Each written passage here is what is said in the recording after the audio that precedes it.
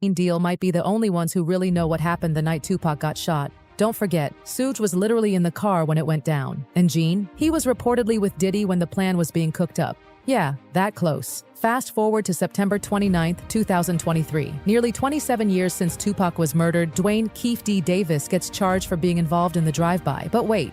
For decades, the truth about Tupac's murder was buried in silence and lies. What if it wasn't random, but a planned betrayal? Paid for and protected by powerful forces. Suge Knight and Gene Deal are breaking that silence, exposing secret deals, FBI cover-ups, and a death row double-cross. This explosive story could rewrite hip-hop history. Watch before it disappears. It'll be for something very, very small. It wouldn't be nothing what the people think. I don't think he's going to go nowhere long. And at the same time, you got to look at it. The best witness they had is Keith D. Gene Deal and Suge Knight are at the center of one of hip-hop's most explosive mysteries, risking everything to reveal secrets long hidden. If you keep watching, I will break down the key players and the high stakes involved in this dangerous game. Gene Deal claims Diddy has been an FBI informant for years, secretly feeding intel while covering his own alleged role in Tupac Shakur's murder. Diddy has been an FBI informant for years, Suge Knight claims. Diddy has reportedly been an informant for the FBI for years, according to longtime sworn enemy Suge Knight. In the latest episode of Collect Call with Suge Knight, which dropped on Thursday, June 6, the imprisoned ex-Death Row CEO alleged that Diddy has been ratting people out for years, and it was a well-known fact. These accusations have put Gene Deal's life in serious danger. He was recently attacked by Diddy's supporters and faces constant threats for speaking out. Dwayne "Keith D. Davis was charged in 2023 for his involvement in the drive-by shooting that killed Tupac. In court documents, Davis alleges that Diddy paid him to kill both Tupac and Suge Knight, using Eric Von Zip Martin as the middleman. This claim sent shockwaves through the music world. The task force investigating Tupac and Biggie's murders included LAPD and FBI agents who uncovered evidence tying Davis to gang activity and drug trafficking. Despite being granted immunity for interviews in 2008 and 2009, Davis insists that Puffy was the one who paid the hitmen, though Davis says he never got paid directly. And that's what I will tell you in just a second. The implications here go way deeper than most realize. 27 years. 27 years. For 27 years, the family of Tupac Shakur has been waiting for justice. We are here today to announce the arrest of 60-year-old Dwayne "Keith" Davis. The Clark County District Attorney waited more than 14 years to prosecute Davis, raising serious questions about delays in justice and possible cover-ups. Then, days after naming Diddy, Davis was attacked in prison, possibly as retaliation. Davis has been found guilty on 2 counts related to a jailhouse fight. Stay with me. This is only the beginning. Suge Knight, who was in the car when Tupac was shot, stands with Gene Deal as one of the few insiders claiming to know the truth about that night. Keith D has also revealed that money came from Puffy to keep Tupac and himself safe, suggesting a larger cover-up or RICO violations that were never pursued. Gene Deal has been exposing Diddy's abuses and lies since 2008, risking everything to reveal the truth. The story is tangled and dangerous, but if you want to understand how this could change hip-hop history forever, keep watching, because there's much more to come. The Tupac murder conspiracy. Who ordered the hit and why? The story behind Tupac's murder gets darker and more twisted once you dive into the court documents. They allege that Diddy Sean Combs himself wanted both Tupac and Suge Knight dead during the Biggie Smalls investigation. If that's true, it means the whole East Coast-West Coast feud had layers most people never imagined, and that's just the start.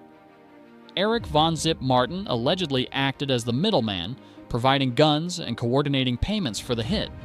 This wasn't a random act of violence, it was planned, organized, and backed by powerful people.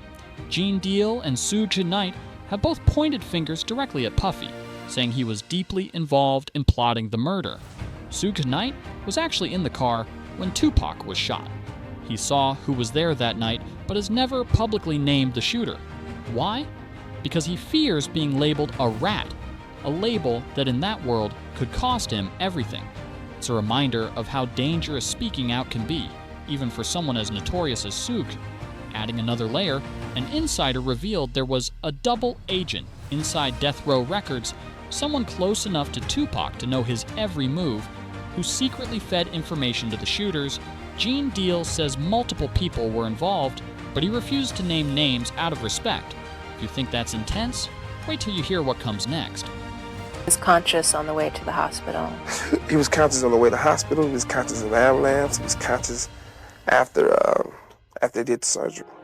Suge Knight has been called the boogeyman of hip-hop, but insiders say Diddy was actually more dangerous behind the scenes, working from the shadows with more power and influence. Despite an FBI and prosecution record boasting a 98% conviction rate, Diddy beat serious charges without even testifying. This fact fuels speculation that he was a protected informant. If Diddy had truly been a target, federal authorities could have put him away easily, but they never did. Some insiders even believe Diddy's recent rehab efforts are a ploy to appear reformed ahead of sentencing. The question is, what is he really trying to hide? The man who wouldn't be silenced, Gene Deal, wasn't just any bodyguard. He was Diddy's close witness to some of the darkest moments behind the scenes. He saw firsthand how Diddy manipulated artists, mistreated women, and wielded his power with a ruthless grip. And that's why Gene's story is so important, because he's been brave enough to expose it all. Roger Bonds, another longtime bodyguard for Diddy, confirmed that Diddy sent men after Gene Deal multiple times since 2008, trying to silence him. Cassie spoke on it. She said, yeah, I jumped on it.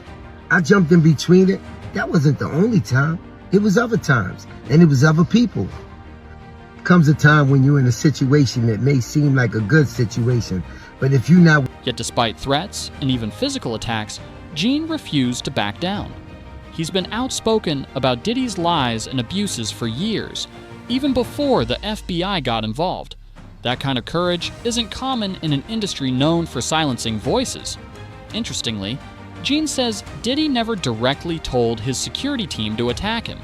Instead, he used street-level operatives to do his dirty work, a tactic that reveals a lot about Diddy's cowardice.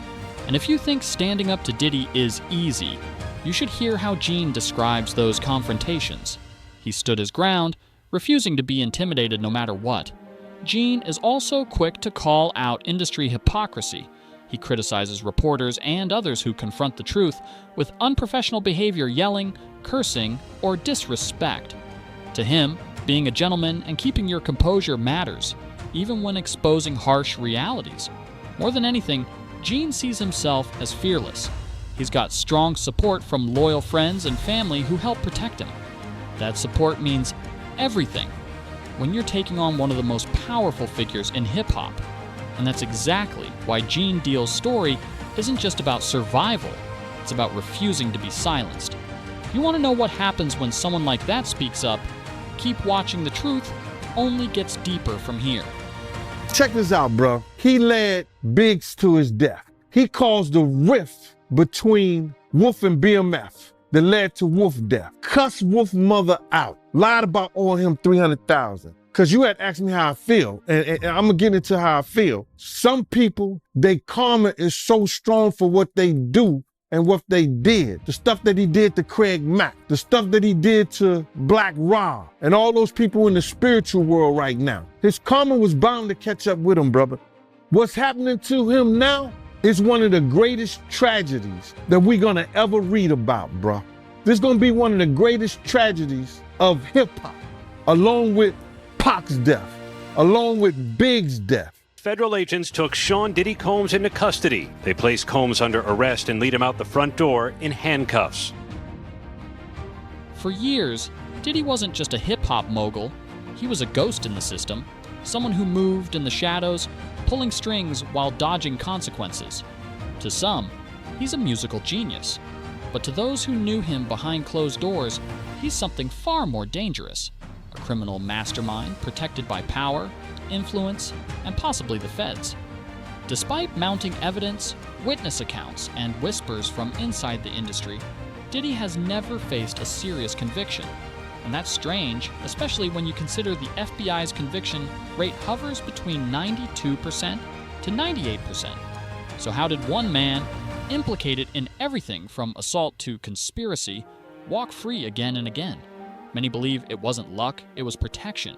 Some insiders even claim Diddy struck deals with federal agencies, acting as an informant to secure his freedom while throwing others under the bus. And yet, the public never saw this side. Diddy built an empire off of charm, luxury, and charisma. But behind the scenes, sources describe a violent, manipulative figure, someone who used fear and control to dominate not just his inner circle, but also influence legal outcomes. Now, with his recent arrests and sudden entry into mental health rehab, many are asking, is this real recovery or just a strategic play for leniency? A way to appear vulnerable before facing serious sentencing? Still, despite the cracks forming, many in the industry remain afraid to speak out.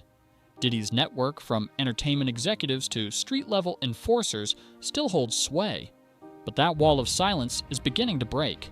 Gene Deal and Suge Knight's testimonies are doing more than exposing secrets. They're threatening to collapse the entire shield Diddy has built around himself. This is more than just a celebrity scandal. It's a shadow war, a story of power, protection, and the high cost of truth. And it's far from over. Gene Deal has made it clear he won't stop exposing Diddy no matter the cost. "I don't care if I die as long as I speak the truth," he says. That kind of fearlessness is rare, especially when you're up against someone with as much power as Diddy. Despite repeated attacks from Diddy's security and street operatives, Gene fights back both physically and verbally. He refuses to be silenced. His open defiance dares Diddy to make a move, showing that Gene isn't the kind of man who backs down from threats or violence. Diddy's supporters continue trying to shut Gene up through intimidation and violence, but the industry and fans are watching closely. The big question on everyone's mind, will the truth finally come out? Or will the system once again shield Diddy from justice? Even from behind bars, Suge Knight remains vocal and supportive of Gene's claims, lending weight to the growing controversy. The next few weeks and upcoming court rulings could change everything, potentially rewriting the story of Tupac's murder and reshaping Diddy's legacy forever. At this point, the stakes are as high as they get.